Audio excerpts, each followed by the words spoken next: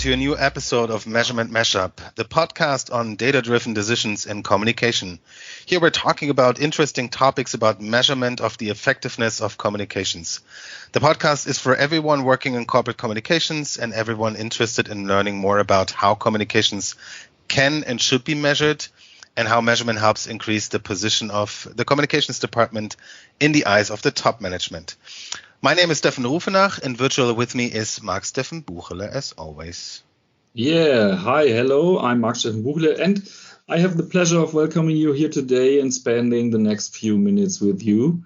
Today's topic will be, how can we take down the boundaries between external and internal communications? And like always, our focus will be on measurement. And we are not alone, but have also invited a comms expert to join us today in our discussion. This is Steph Bridgman. Hi, Steph.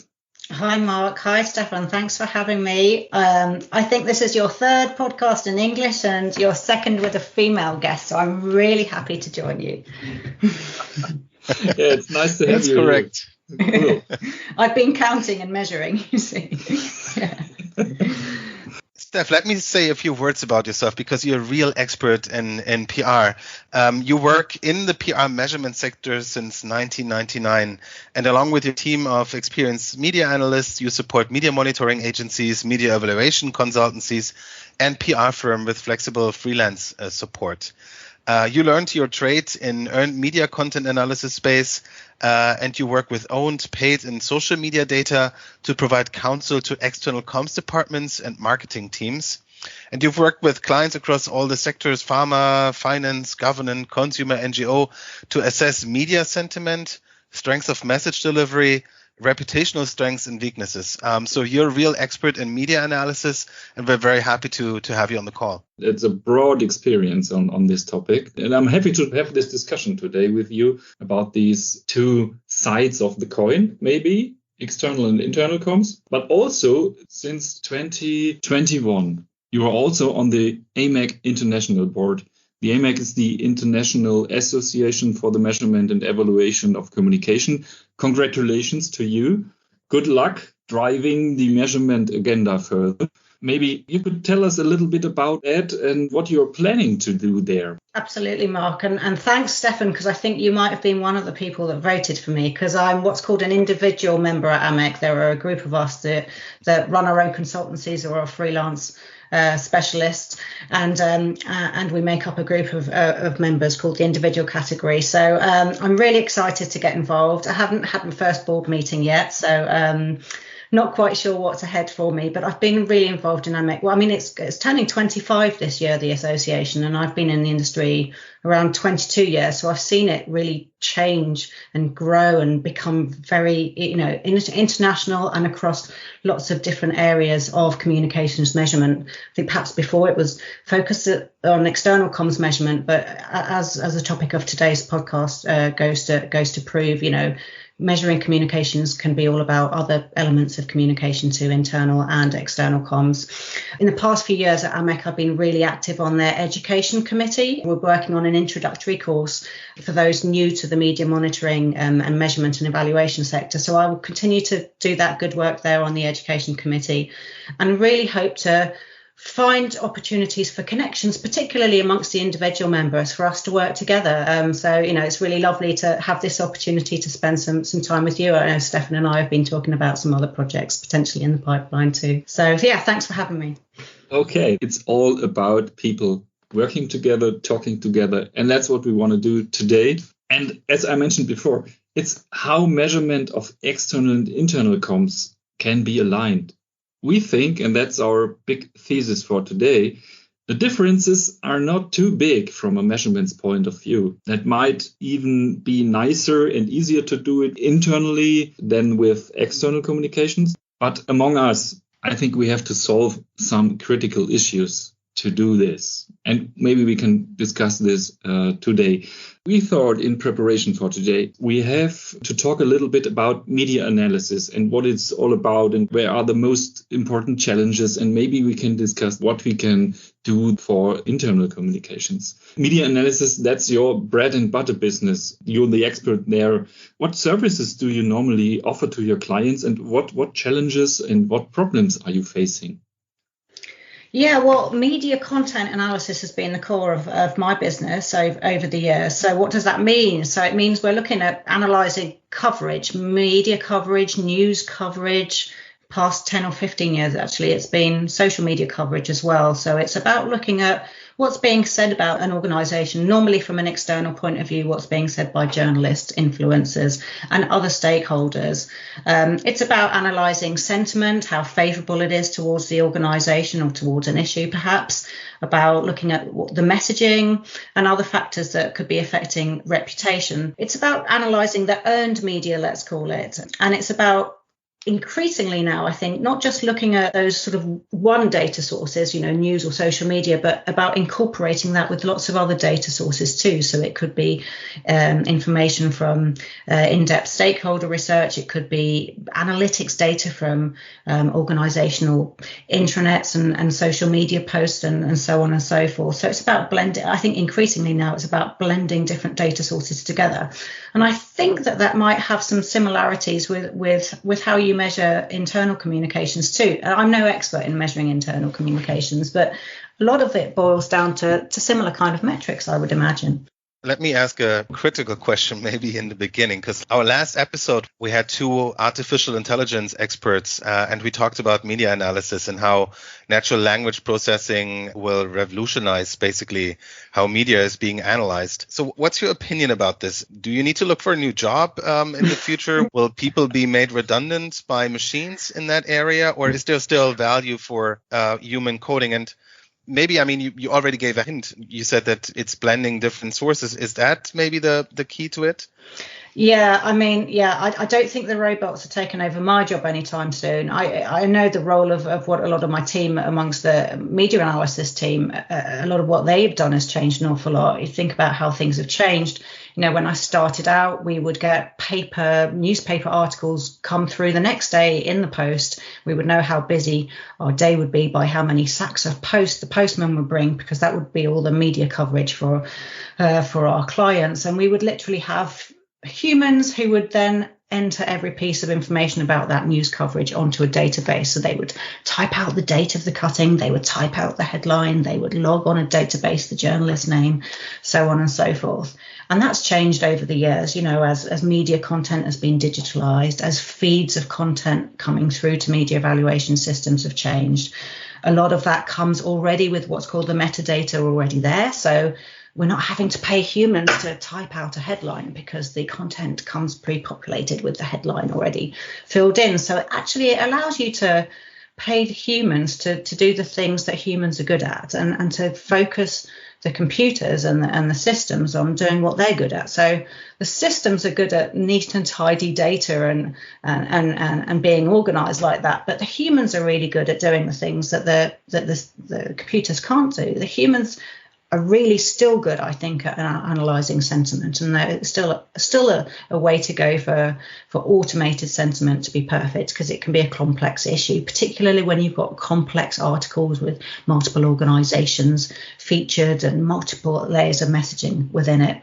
Again, humans are good at understanding sarcasm, slang, all those kinds of things, and you see with social media analysis, it's almost like a whole new language is being developed in the way we communicate on social media with emojis, with, just little abbreviations, IDK for I don't know, and so on and so forth. So, yes, you can train computers to understand and make sense of that. But I think there's still a way to go for AI to completely take over the role of the analyst, because at the moment I think we're still at the stage where the humans need to teach the AI to behave like a human. And so the job has evolved, but I'm not worried anytime soon. Maybe by the time it does take over, it'll be time for me to retire anyhow. So the job shifted a little bit from counting to the thinking.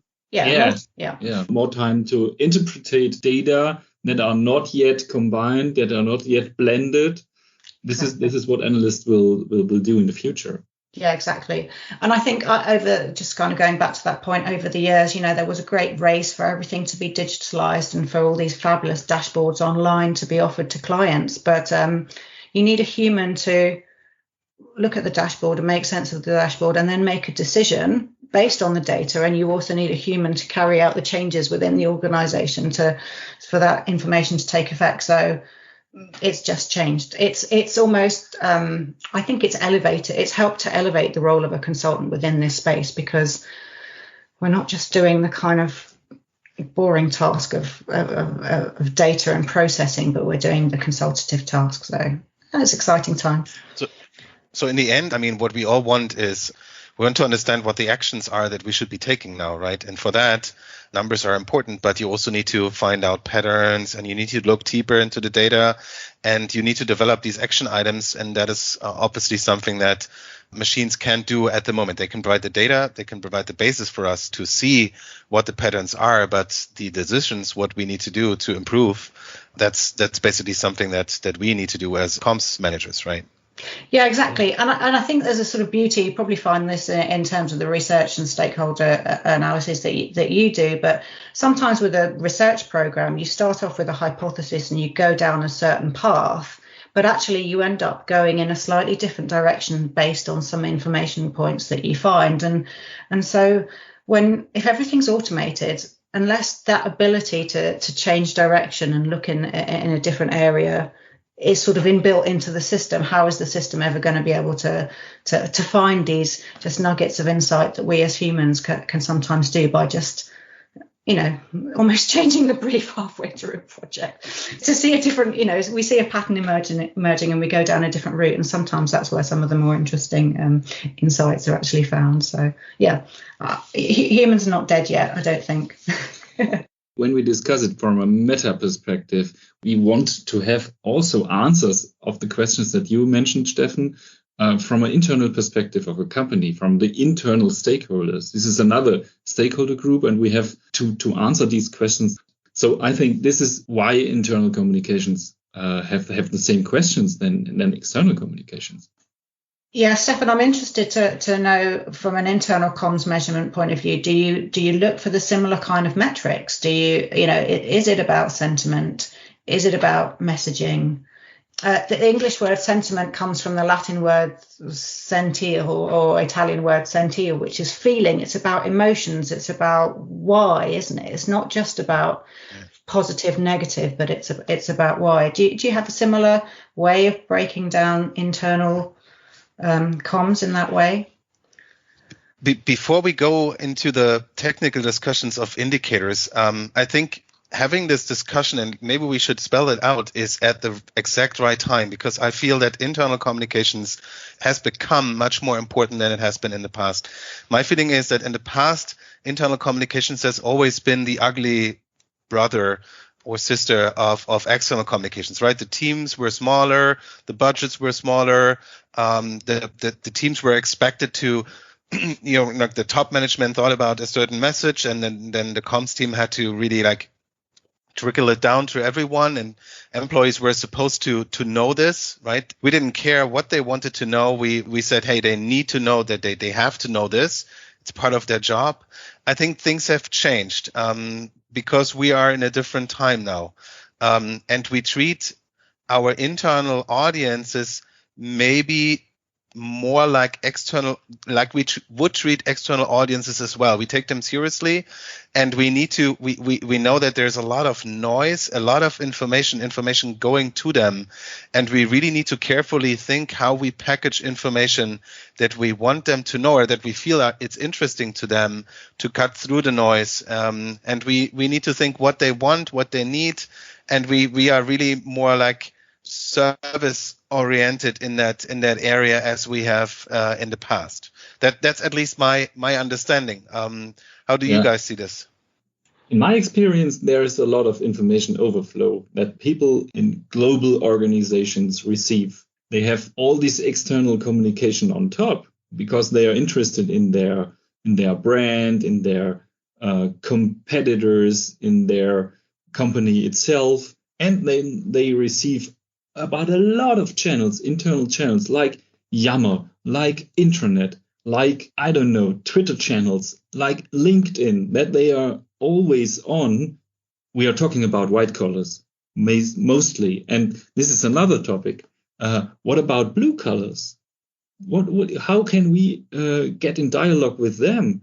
Are they still, we are always, from an internal perspective, we are always interested in what do they think, how do they feel, and how do they receive their, I don't know, how do they receive their most important and relevant informations they need to do their job best. And I pick up on something that you said there, Mark, is the word dialogue, because I think that's another way in which things have changed. Communication is about sometimes a two-way discussion, and I think that the use of the word dialogue there is important. It's about broadcasting but receiving information back as well, and I think that's another way in which comms in general has changed. External comms has changed, but internal comms has changed. It's not just about top-down communications, is it? It's about conversations, inspiring excitement and engagement, and different ways in which you can do that. So I think that that's an awfully important change to point out, the importance of the upward communication as well as the downward communication.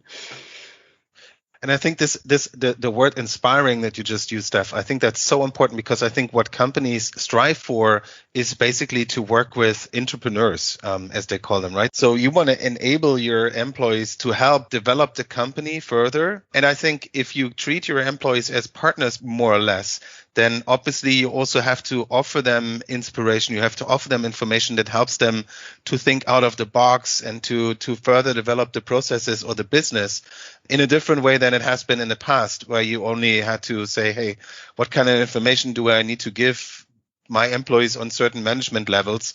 And then, you write a policy or you write an order and then it goes down back by email. So now it's more like really like making offers to them and understanding what they need to get better in their jobs and to develop, not just individually, but also as teams and as the organization.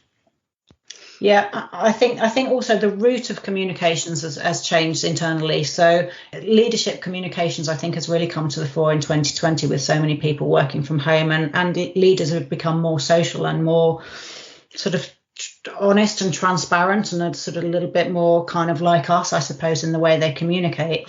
But I think that that's another thing that has potentially changed in this sort of communications cycle, is that there isn't this need to go through the manager necessarily in order to communicate. It can be a direct conversation between the CEO and the person, right at the bottom of the chain within that organization. And I think that's fascinating in itself, because in the same way that social media, for example, has changed the ways brands can communicate with their audiences, they sometimes don't have to rely on a journalist or a publisher to print the article in the magazine or the newspaper for that messaging to come across. So I just think there's so much sort of change in the way communication flows, both in internal comms and external comms. It's a great time of change at the moment.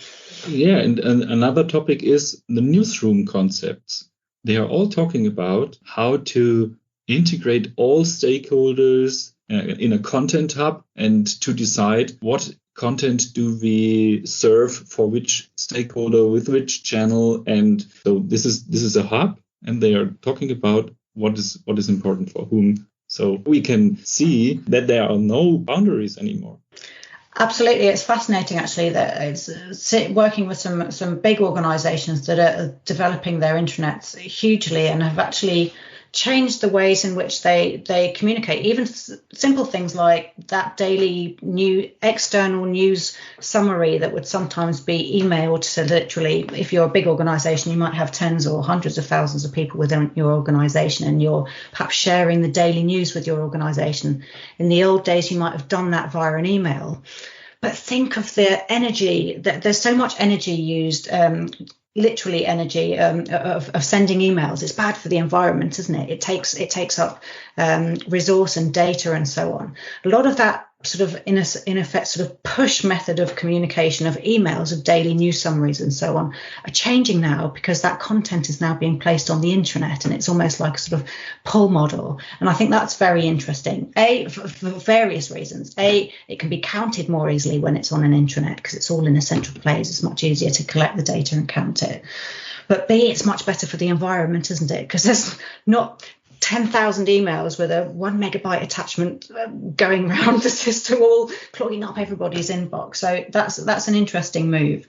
Have you been doing some work with clients on intranets? Intrigued to know, the kinds of levels of investment going on in those kinds of tools. There's so many different solutions out there to count and to analyze and visualize all of the data that sits behind it. It's true. And I think we need to discuss the hurdles here as well, I think, today, because what you were just mentioning, this change from push to pull, that also means that I have to completely change my mindset, right? So because if I want people to pull, then the content needs to be attractive and helpful and relevant for them. And that is a completely different way of communicating with them. And we were talking about dialogue, right? So obviously you don't just want them to pull, you also want to hear their opinion about the content and what else would be helpful for them and that kind of thing. And my feeling is that sometimes big organizations are still afraid of what people might say internally, right? How they might raise critical opinions about things when there is a new transformation ongoing or layoffs or whatever. And that because of that, and because of the fear that you're not in control anymore, if there's a bunch of people who are very aggressively saying their opinion about things, that because of that, oftentimes the possibilities that you have in internal communications to really get into a dialogue are self-limited to a certain extent. You put stuff on the intranet and you want people to get it, but you don't allow your employees to become communicators themselves and push their content up to basically everyone in the organization. I mean, you can't stop those potentially internal discussions creeping out to the external world anyhow, and maybe that attitude pushes those conversations out into the open where others might see it. I mean, I think every piece of internal comms should come from the point of view that it's potentially could become external comms, couldn't it? Because everything could get leaked and not everybody's signed an NDA in all parts of the organisation. Isn't that a sign of poor leadership to not be able to deal with the negatives within their organisation? There's been examples of this in the past, again, going back to this concept of the daily media summary, where some clients did not want their executives to see the negative news coverage. So sometimes that's left out of that daily news roundup and sent to the board of directors, because, it's about keeping them away from that negative stuff. But isn't it important that those in leadership are aware of the bad stuff as well as the good stuff? Because I think they want to know it. It's always important to hear what your employees are thinking of you, of your strategy, of the next steps that the company will go, and all this stuff. Do you think the move to digitalization has made it easier, though, or harder for those to feed back negatively, in the sense that there's going to always be a digital footprint? Your feedback is never anonymous. There potentially could be comeback. So do you think people behave differently in this situation now? It's effectively all being digitalized, hasn't it? I think with us all working from home and everything moving to these platforms and so on. An employee survey can be anonymous, but it still can be tracked back to you, surely. It's an interesting question, and I think it all comes down to the company culture, right? I mean, you raised this question as to whether it's poor leadership if I limit the kind of discussions that employees will have, because I'm afraid that they might be critical. And my feeling is that the reason why this is happening in some companies is probably because they are afraid that it will take a lot of work and preparation to really, get into these discussions and steer it, or give people more information. You would need to prepare yourself in the same way as you prepare yourself for an investor conference or so. You would have Q&As and you would say, hey, if employees ask this question, here's an answer that we could give them. So it's probably more work. And maybe that's also why people say, hey, let's rather control it. And I think if you are in an organization that works like this, that says, hey, whatever discussion comes, we are prepared and we're going to give answers, then I think that people are also not afraid to raise their voice and to say, hey, this is me, and I don't like what's going on here right now for this and that reason. I think then it's not a problem that's digital and that it's there. It might even be easier because then you know where it's coming from, what background somebody has, and you can argue better with it. Right. But I think if the culture is to try to avoid these conversations, to try to create happy places in your intranet where people share only good information, then obviously people are afraid to use the few options that they might have to raise critical voices because they see that it's not appreciated. Right. I think it's the treatment on eye level always when you have these critical discussions, because they are still there. There were the discussions in the coffee kitchen or on walking around the company buildings, something like this. What changed is that we now can have this content in a digital way and that we see it always when we search for it. And this could be also the point where we have to talk about core metrics, where we see as a pre-indicator, as an early indicator, that we don't have to do always these surveys, that we can see in the content, in the comments, in the feelings that they are typing or something like this. This could be helpful to see the discussion culture and the culture in the company and the result of internal communications too. And the move to digitalization has made the role of us as consultants who measure it that much easier, of course, because on both sides, thinking back to that example of the paper cuttings that would come in the post, my data comes to me already in a structured format often now. It's probably similarly now with the metrics that sit behind a lot of these internal communications channels. There's a lot of processing of information that we might have otherwise had to do at the beginning of a research project in order to measure effectiveness of internal or external comms. And a lot of that hard work is now being lifted from us because the data comes to us pre-organized, and it allows us as consultants more time to think about the data and to offer recommendations to our clients as to what should be done differently. Less time, literally, just typing up the contents of a face-to-face survey and so on. So I think the metrics have become more numerous, I would say, across both internal and external comms. Sometimes too many metrics, and we've got to think about what the core metrics are. But the opportunities for finding insights and for us to focus on finding really important pieces of information that can then potentially feed back and change or evolve strategy has become a lot easier for us in this measurement space for both internal and external comms. That makes sense, Stefan, and I'm glad you're mentioning the word metrics, because let's talk about metrics. We already because my feeling is, and we talked about challenges, but there's also a lot of opportunities internally. And one that I would like to mention is, in internal comms, you really know your target audience, right? You know how many, you know where they are, you know what they do. You have a lot of information about them. And if I start measuring outreach, I can basically measure how many of my target audience, how many people of my target audience I have reached. It's so much more difficult in external comms because you really need to start mapping your stakeholders first, and you don't have full information. There's so many information that's missing to you, and you have to work with so many estimates and assumptions. Whereas in internal comms, a lot of this is already there. So you could even think, isn't it much easier to measure internal comms, and why aren't we doing it much better than we do external comms, because it's so much easier? Yeah, I think, things like on elements such as measuring, reach to target audience, reach to specific audiences and so on. Yeah, I think you can probably trust the internal comms reach metrics better than you can for the external comms, because you're right, there's an awful lot of estimation going on out there in terms of how many people actually did read this article. The only people that actually know how many people read that article in the New York Times as the person that sits at the New York Times that's got the analytics in front of him. So there is a lot of estimation that will be going on in reach calculations when you're looking at external comms. So yeah, but I think internal comms measurement specialists should have more confidence in their reach figures. But yeah, in terms of other things, I think the metrics are similar, isn't it? I mean, and the approach is similar. You have to firstly audit what's going on. You have to have a benchmark of past performance to understand whether current performance is better or worse than that. You're looking at things like favorability, sentiment. Is it favorable? Is it unfavorable?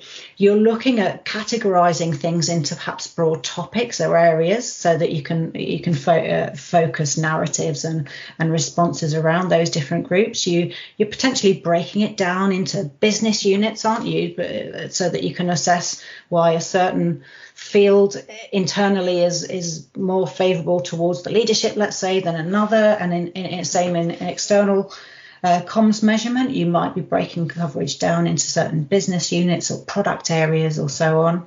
You're looking actually also then at the reactions, aren't you? So you're looking at engagement with content. And I think that's where things like social media analysis almost begins to straddle, social media measurement begins to straddle both internal and external comms. If you think about, CEOs with a big LinkedIn following or a big Twitter following communicating through their own social media channels, what proportion of that is actually to an external audience versus an internal audience? That can sometimes be a really fascinating thing, because we do a lot of measurement of CEO and leadership comms with our clients, and we're reporting back to them on reach. But it's actually fascinating to be able to separate out whether they're talking to their own audience or talking externally. I know the intention with a lot of social media comms is that external view, but sometimes you're talking to a close group of people too, so that can be fascinating. And it's important to count the responses, isn't it? The likes, the comments, the shares, and again, are they internal people who are responding to social media content, or are they external people? I always think of it as I love this idea of the Venn diagram of, there's two circles, internal comms and external comms, but there's actually a huge amount of overlap, isn't there? And you're right, there are internal ways to speak to your internal audience, but you can actually, especially when you're working with a big organization with a lot of employees, actually an effective route to reach some of them is actually through external comms, by, reaching them with news media coverage on the TV or radio content or coverage in national newspapers. So it's important, I think, that internal comms and external comm team think about how there is that overlap in their audience and how they can use their assets sort of more collaboratively. Let's nail it down. It's easier and there are the same methods. I think there's an awful lot of similarity between measuring internal and external comms. And I think maybe this is nice, it's nice the way we're talking together today. It's nice the way that AMEC as a measurement community brings these kinds of professionals together, because I think we have lots to learn from each other, but actually I think we're doing a lot of similar things. So we should collaborate more. Our research project should actually perhaps be more collaborative. It's a blend, isn't it, of what the internal view and the external view. It tells one story, doesn't it? From my experience, and yes, you're absolutely right. I mean, Mark, it's a lot easier on one hand internally, because also when you conduct surveys, and we do conduct some employee surveys to find out how employees perceive communication and what communicators can do to improve, the participation rates are just much higher than what you would expect from an external survey, right? So even on that front, you're getting more information. But I think what is more difficult for internal comms is the kind of tools that you'll be using. So let's for example take a tool like Facebook Workplace, right? So obviously Facebook has an internal solution, but the business model for Facebook is completely different, and that is why for the workplace, like the intranet platforms, you don't get the same measurement tools as you get for the external Facebook page, where as a marketer, you really need to know, like how can I market content to the very specific group that I want to market it to and pay for that group, right? Because this notion of I'm picking certain audiences and I'm pushing content to them and I pay for this, that's completely different for an internal platform, because you don't pay for pushing stuff to people, but you still need the same filter opportunities, maybe the same analytics behind this to be effective in the communication. And there, I think it's the tools, the internal tools are lacking that capability, that analytical capability that external tools often have, because their business model is to attract companies to do advertisements. To do that, you need a lot of data. Yeah, I think that's a little bit of homework for companies. And we're just thinking about German data restrictions of personal employee data. I think this is most important, and we have to look out of the box of German restrictions of data privacy, because the tools are there, and out of HR you can also do this segmentation on your own in your company, but not in Germany because of some restrictions. And I think this is still a little bit homework to do these segmentations. Who is responding on our internal communication? Who is reading what? This is all there.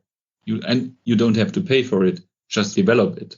So this is homework, I think. This is a very interesting discussion. So what I learned from it is obviously the boundaries aren't there anymore. They're only in our organization. Like, how do we organize things? But in the terms of the topics and how we should be communicating, the boundaries are already down. I think we also said that the methodologies are the same. Basically, we're trying to measure the same things in a way. We're using similar indicators, oftentimes like even the same. And we even have it easier in internal comms to accomplish some of these things because we have to work with less assumptions than we have to do in external comms. And I think there is still some homework to do. For companies. Mark mentioned this nicely. Obviously, we need to make up our minds and also teach our tool providers to say, hey, this is the kind of data I need. This is how I want to merge this with other data that I have. And if I don't get it, I can use your tool, because it's not just a communication tool. It's also a tool that should help me to measure how effective I'm communicating. And if I can't do that, it's not a good tool, right? So this is what I'm taking from this discussion. I think we're on a good way, but I think there's some homework that companies need to do to make up their minds to say, hey, how do we want to bring this together, and what does it mean for the kind of data we need, and where we're getting it from? Very, very good sum up, Stefan. Just one point to think about. That's a little bit of the homework stuff. I believe that there is not enough budget for doing this internally. I believe the same happens. There's never enough budget to measure external communications either. There's never enough budget for measurement. But that's our role, to make the measurement more insightful, more business critical, and that elevates the role of the measurement, which potentially then could secure better budgets.